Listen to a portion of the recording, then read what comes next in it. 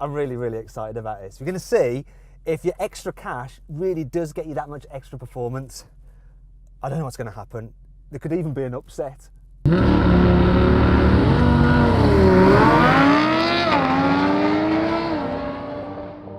Audi has built a reputation for making supercar-slaying high-performance versions of its normal cars. The pinnacle of these auto barnstormers wear an RS badge. RS is to Audi what M is to BMW and AMG is for Mercedes. And all RS cars are built by Audi's boutique supersports division, Quattro GmbH. And this was the very first car to wear the RS badge. It's called the RS2 and it was co-developed with Porsche. And it's actually based on an Audi 80, and that's the car that your geography teacher probably drove. But Porsche, they fitted some uprated suspension, then the brakes, wheels, and even the door mirrors from a 964 turbo. And this car was actually launched in 1994, and under the bonnet is a 2.2 litre straight 5-cylinder turbocharged engine from Audi. But Porsche, they changed the internals, they fitted bigger injectors, a larger turbocharger and a heavy-duty intercooler, and the result was 315 horsepower.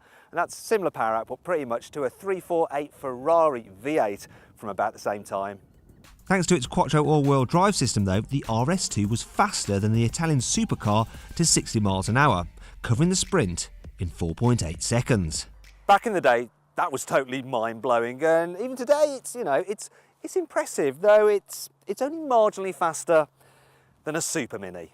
This is the S1, and it represents the entry level of Audi performance. With a 0 to 62 time of 5.8 seconds, it's not quite hot enough to warrant an RS badge, hence the lesser S moniker. Still, the S1 develops a respectable 231 horsepower from its 2-litre 4-cylinder turbocharged engine. And in a way, we can use this car to illustrate just how far Audi performance has come in the past 2 decades. Obviously, to do that, we need to have a race. Now, I don't think we're going to do this for fun. It's strictly in the interest of science.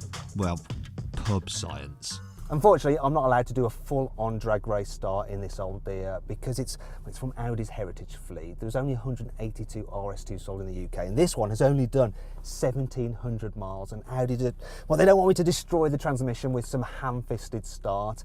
However, they have said that I can do a race from a rolling start. So what we're going to do is put both cars into first gear. We're going to coast along in first gear to about 15 miles an hour, and then when we reach that start line, we're going to plant our right foots and we'll see what happens. So here we go. It's about 15 miles an hour, so I should be on boost. Here's the line, let's go. My God, that S1 takes off really quickly. This is really close. Am I going to get him? Oh no! It's on the change of gear. I can hold out to 7,000 RPM, but he's just, oh wow! Woo! That was really close. He just pipped me.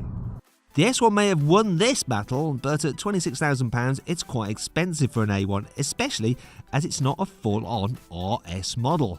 If you want a full-fat Quattro division car, you need to spend a whole lot more. And your entry point is this car right here, the RS3, and it starts from £41,000. This one though, with options, is actually 51 grand.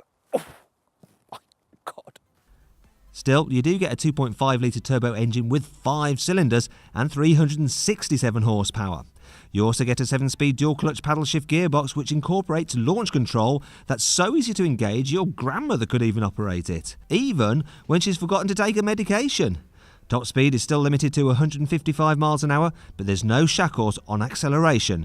The RS3 can sprint from 0 to 62 miles an hour in just 4.3 seconds. And with that kind of capability, you may think spending £85,000 on an RS6 performance is totally unnecessary. After all, it's little more than half a second quicker to 62 miles an hour at 3.7 seconds. And it requires a tad more skill as its torque converter automatic gearbox doesn't have launch control. But you can't sniff at the sheer grunt from its 605 horsepower twin-turbo 4-litre V8. And with 750 newton meters of torque, it has 285 newton meters more than the RS3 and more than double that of the S1. But if you want the ultimate road car produced by Audi's Quattro division, you'll need this. The R8 V10 Plus. Its 5.2 litre engine and many other components are shared with the Lamborghini Huracan. However, it comes in a more subtle Audi wrapper. subtle being, well, relative of course. And it's got the performance to match the looks. With 610 horsepower and a dual clutch gearbox with launch control, 0 to 62 miles an hour takes just 3.2 seconds. And unlike with the other cars, top speed isn't electronically shackled to 155 miles an hour. If you have the space, this thing will do 205 miles an hour. But all this extra performance comes at a price, £135,000 to be precise. But is it worth it? There's only one way to find out. Drag race!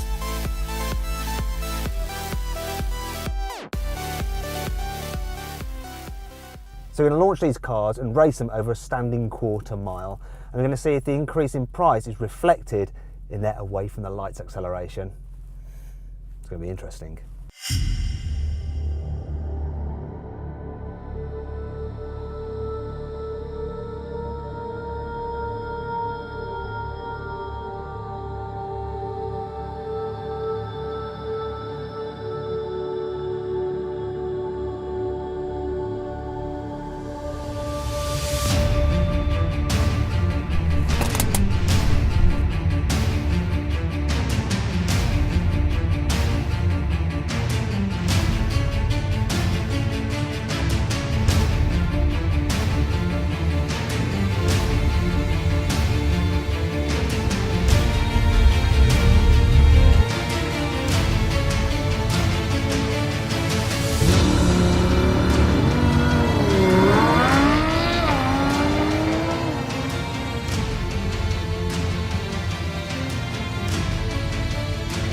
On the way first, gosh, this RS6 just motors from the line.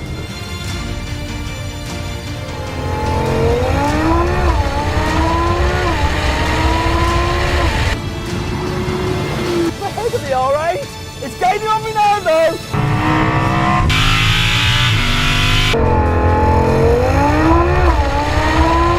Oh my gosh, this is close.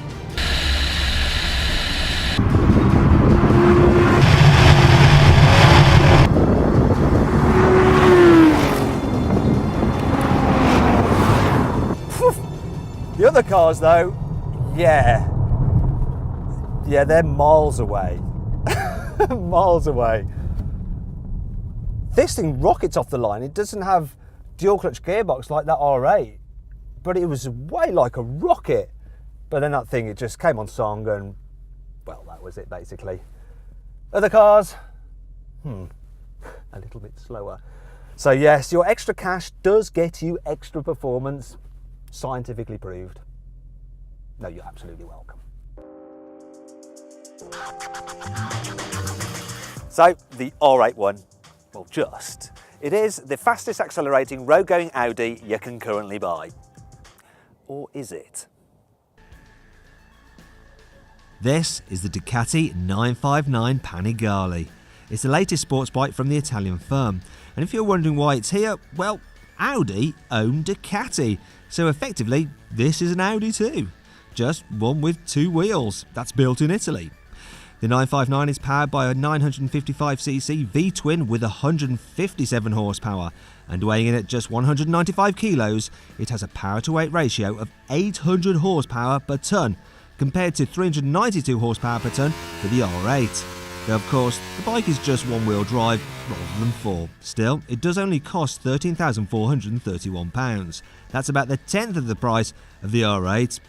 Now the bike nerds among you might be wondering why the heck we're not using the range-topping 205 horsepower Panigale R. Well, there's three reasons. Number one, the 959 is actually Ducati's latest superbike, so we're being topical. Number two, its standing quarter time is very similar to the R8, so it's going to be close and we want a fair race.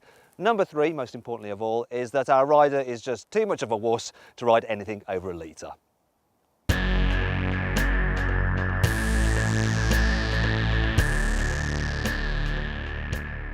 Okay then, here we go. A drag race between a car and a bike. Are four wheels better than just two? Now, I think I'm going to get away first. I've got launch control, but if he gets a good start, there's a chance he may reel me in. We shall see. I mean, it's going to come down to his skill, basically. All I have to do is press a few buttons and hold the wheel straight. So let's go.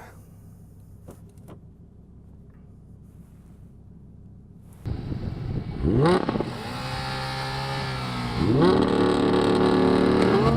off first. Goodbye, bike. And I'm actually gaining a lead on him. I'm pulling away. Now he's coming back.